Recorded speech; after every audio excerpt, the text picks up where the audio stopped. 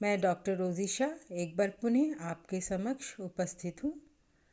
अपनी पिछली क्लास में मैंने आपको समाज में श्रम विभाजन संबंधित इमाइल दुर्खीम के विचारों को साझा किया था, जिसके अंतर्गत मैंने आपको बताया था कि सभ्यता का विकास श्रम विभाजन का प्रकार्य नहीं है, ऐसा इमाइल दुर्खीम मानते हैं।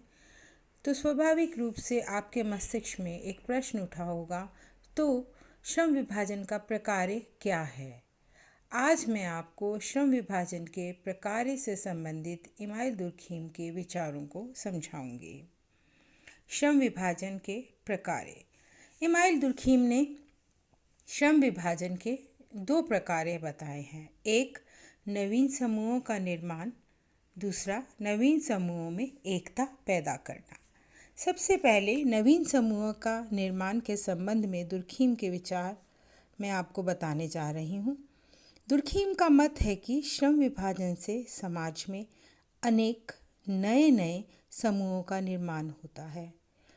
दुर्खीम का मत है कि जैसे जैसे समाज में जनसंख्या बढ़ती है, सर्वप्रथम जनसंख्या की वृद्धि से श्रम का विभाजन होता है। इससे विशेषीकरण आता है। विशेषीकरण समाज में नए नए व्यावसायिक तथा विशेषीकृत समूहों का निर्माण करता है। समाज परिवर्तनशील है, उसमें परिवर्तन होते हैं और इससे आवश्यकताओं में वृद्धि होती है और इन आवश्यकताओं को पूरा करने के लिए नए नए समूह जन्म लेते हैं। समाज में जनसंख्या की वृद्धि से नए नए समूहों का निर्माण होना अवश्य संभावी है। श्रम विभाजन ही इन समूहों में एकता पैदा करता है। नवीन समूहों में एकता पैदा करना। दुर्खीम श्रम विभाजन का दूसरा महत्वपूर्ण कार्य नवीन समूहों में एकता पैदा करना मानते हैं। आपका मत है कि नए नए समूहों में परस्पर एकता का होना समाज के अस्तित्व के लिए आवश्यक है। श्रम विभाजन ही नए समूहों के निर्माण के साथ साथ परस्पर एकता पैदा करता है, जो समाज की व्यवस्था तथा संतुलन को बनाए रखता है।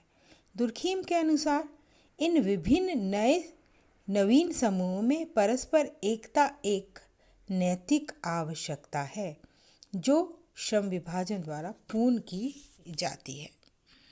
इमाइल दुर्खीम ने समाज के अस्तित्व से संबंधित किसी नैतिक आवश्यकताओं को ही श्रम विभाजन के प्रकार्य के रूप में खोजने का प्रयास किया है।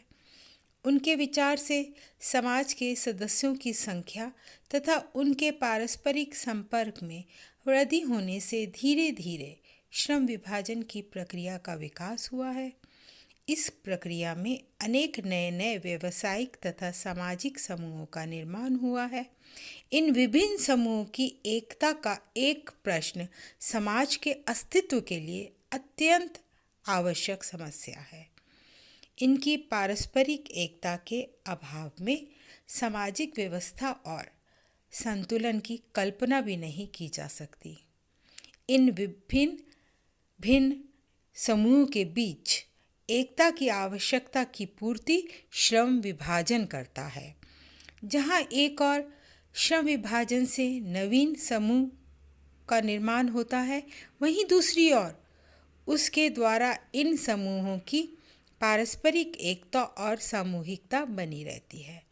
बदली हुई जीवन की दशाओं में नवीन समूहों का निर्माण भी एक सामाजिक आवश्यकता है और उनकी एकता भी समाज के अस्तित्व के लिए अनिवार्य है। इन्हीं दोनों को दुर्खीम ने श्रम विभाजन का प्रकार्य बताया है। मुख्य रूप से श्रम विभाजन का प्रकार्य समाज में एकता स्थापित करना है। श्रम विभाजन में से एकता स्थापित करना है। समाज में एकता स्थापित करने का कार्य श्रम विभाजन करता है। श्रम विभाजन मनुष्यों की क्रियाओं की भिन्नता से संबंधित है, परंतु ये भिन्नता भी समाज की एकता का आधार है। इस सामाजिक सत्य का प्रतिपादन दुर्खीम ने तथ्यात्मक आधार पर किया। आपने कहा कि पारस्परिक आकर्षण के दो विरोधी आधार हो सकते हैं। हम उन व्यक्तियों के प्रति भी निकटता का अनुभव करते हैं जो हमारे समान हैं, और उनके प्रति भी हम आकर्षित होते हैं जो हमसे कुछ भिन्न हैं। इस प्रकार समानता और भिन्नता दोनों ही आकर्षण के कारण हो सकते हैं, परंतु पूर्ण भिन्नता एक दूसरे को आकर्षित नहीं करती। जैसा कि दुर्खीम लिखते हैं, जैसे खर्चीला व्यक्ति कंजूस को पसंद नहीं करता और इसी प्रकार ईमानदार व्यक्ति बेईमान को पसंद नहीं करता। केवल भिन्नता ही दो व्यक्तियों को निकट लाती हो ऐसा नहीं है। जो एक दूसरे के पूरक हों वो भिन्नता आदमियों को एक दूसरे के निकट लाती है। इस संबंध में दुर्खीम ने मित्रता एवं वैवाहिक एकता का उदाहरण देकर भी पारस्परिक एकता को स्पष्ट किया है। अब इन दोनों उदाहरणों को मैं आपको विस्तार से समझाऊंगी। सबसे पहले मैं मित्रता का उदाहरण आपको समझाना चाह रही हूँ। हमारे अंदर चाहे जितने अधिक गुण हो, फिर भी हम में कोई ना कोई अभाव होता है, और हम में से सर्वोत्तम भी अपनी कमी को महसूस करते हैं। यही कारण है कि हम अपने मित्रों में उन गुणों की खोज करते हैं जो गुण हम में नहीं होते, क्योंकि उनके साथ रहने में हम कुछ अंशों में उनकी प्रकृति के भागीदार बन जाते हैं और स्वयं को कम अपूर्ण अनुभव करते हैं। ऐसा दुर्खीम ने अपनी पुस्तक में लिखा है। एक मित्र जिस बात के लिए तरसता है, दूसरे में वह विद्यमान होती है, और इस प्रकार दोनों को संतोष प्राप्त होता है। इस प्रकार श्रम विभाजन मित्रता के संबंधों को निर्धारित करता है। ये दो व्यक्तियों के मन में पारस्परिक एकता का भाव उत्पन्न करता है। अब मैं इमाइल दुर्खीम द्वारा बताए गए दूसरे उदाहरण को आपको समझाऊंगी। इसी संदर्भ में दुर्खीम ने वैवाहिक एकता अथवा स्त्री पुरुष की एकता को भी श्रम विभाजन के आधार पर स्पष्ट किया है। ये सत्य है कि वे ही स्त्री पुरुष एक दूसरे की ओर आकर्षित होते हैं अथवा परस्पर आकर्षित रहते हैं जिनमें विचारों तथा भावनाओं की कुछ समानता होती है, किंतु उनके संबंध का प्रमुख आधार वास्तव में स्त्री पुरुष की उस भिन्नता में है जिसका मिलन इस संबंध के द्वारा होता है। नारी और पुरुष में जो अंतर है, उसी के कारण वे एक दूसरे की ओर आकर्षित होते हैं, खिंचते हैं। इसका अर्थ है कि लैंगिक श्रम विभाजन ही वैवाहिक एकता का मुख्य स्रोत है। प्राचीन काल में दुर्खीम के अनुसार स्त्री और पुरुष में शारीरिक और मानसिक अंतर बहुत कम थे, और उन्होंने अनेक मानवशास्त्रियों के द्वारा प्रस्तुत तथ्यों के आधार पर प्राचीन स्त्री पुरुषों की शारीरिक मानसिक समानताओं को सिद्ध किया है। शारीरिक और मानसिक समानताओं के साथ साथ प्राचीन काल के स्त्री पुरुषों में प्रकार्यात्मक विभेदीकरण भी बहुत कम था। नारी और पुरुष के कार्यों का विशेषीकरण नहीं था।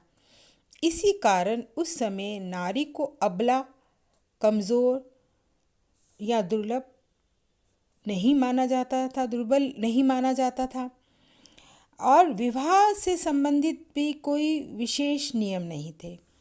लेकिन आधुनिक समय में लैंगिक आधार पर श्रम का विभाजन हो गया। वैवाहिक जीवन से संबंधित अनेक प्रकार के नियम दंपति के वैवाहिक जीवन को निर्देशित करते हैं। पुरुष और नारी का कार्यक्षेत्र अलग हो गया। नारियों का जीवन रागात्मक कार्यों के साथ जुड़ गया, और पुरुषों की क्रिया मुख्य रूप से शारीरिक एवं बौद्धिक क्षेत्र से संबंधित हो गई है। इस प्रकार श्रम विभाजन नवीन समाज रचना का आधार है। ये व्यक्तियों को परस्पर जोड़ता है। इमाइल दुर्खीम के अनुसार श्रम विभाजन का प्रकार सामाजिक जीवन में एकता की उत्पत्ति करना है और ये नैतिक आवश्यकता है। वर्तमान जीवन पद्धति और सामाजिक व्यवस्था की अनिवार्य दशा है, जिसके बिना समाज का अस्तित्व संभव नहीं है। दुर्खीम के ही शब्दों में, इन सब उदाहरणों में श्रम विभाजन का सबसे महत्वपूर्ण परिणाम ये नहीं है कि ये विभाजित कार्यों से उत्पादन में वृद्धि करता है, बल्कि ये है कि ये उन्हें संगठित करता है। इन सब मामलों में इसकी भूमिका केवल विद्यमान समाजों का उद्धार या कल्पना करना नहीं है, बल्कि समाजों को संभव बनाना है जो इसके बिना जीवित नहीं रह सकते। कानून और एकता। दुर्खीम ने श्रम विभाजन से उत्पन्न सामाजिक एकता के स्वरूप को स्पष्ट करने के लिए कानून का वर्गीकरण किया है तथा उनके अनुसार सामाजिक एकता के प्रकार निर्धारित किए हैं। कानून का वर्गीकरण करने के लिए दुर्खीम ने उनके साथ संलग्न अभिमति को आधार माना है। कानून का सामान्य वर्गीकरण सार्वजनिक कानून तथा व्यक्तिगत कानून के रूप में किया जा सकता है। सार्वजनिक कानून राज्य के साथ व्यक्ति के संबंधों का नियमन करता है और व्यक्तिगत कानून व्यक्तियों के पारस्परिक संबंधों का नियंत्रण करता है। दुर्खीम ने कानूनों को दो वर्गों में विभाजित किया है, एक दमनकारी कानून और दूसरा प्रतिकारी कानून। अब इन दोनों कानूनों के बारे में मैं आपको संक्षेप में बताऊंगी। दमनकारी कानून दो प्रकार के हैं, एक दंड संबंधी कानून और दूसरा व्यप्त कानून। दमनकारी कानून एक प्रकार से सार्वजनिक कानून कहे जा सकते हैं। ये दो प्रकार के हैं, जैसा मैंने अभी कहा। एक तो दंड संबंधी, जिनका संबंध कष्ट देने, हानि पहुंचाने, हत्या करने तथा स्वतंत्रता आदि का हनन करने से है। इन्हें संगठित दमनकारी कानून कह सकते हैं। कुछ दमनकारी कानून ऐसे होते हैं जो संपूर्ण समूह में नैतिकता के आधार पर व्याप्त होते हैं और इन्हें दुर्खीम ने व्यप्त कानून कहा है। प्रतिकारी कानून। प्रतिकारी कानून दूसरा प्रकार है कानून का। ये कानून व्यक्तियों के संबंधों में उत्पन्न होने वाले असंतुलन की स्थिति को सामान्यता या सामान्य स्थिति प्रदान करता है। इस वर्ग के अंतर्गत जो कानून आते हैं वह हैं दीवानी कानून, व्यावसायिक कानून, संवैधानिक कानून, प्रशासनिक कानून आदि। कानूनों के ये दोनों प्रकार दुर्खीम के अनुसार दो भिन्न भिन्न प्रकार की सामाजिक एकता को प्रकट करते हैं और दो भिन्न भिन्न जीवन शैलियों के परिणाम हैं। दमनकारी कानून का संबंध व्यक्तियों की सामान्य प्रकृति से है, समानता से है, और प्रतिकारी कानून का संबंध विभिन्न तत्वों से या श्रम विभाजन से है। दमनकारी कानून के द्वारा जिस सामाजिक एकता की अभिव्यक्ति होती है उसे दुर्खीम ने यांत्रिक एकता कहा है, जो मनुष्यों की समानता पर आधारित है, और इसके विपरीत प्रतिकारी कानून सावयवी एकता के प्रतीक हैं, जिसका आधार श्रम विभाजन है।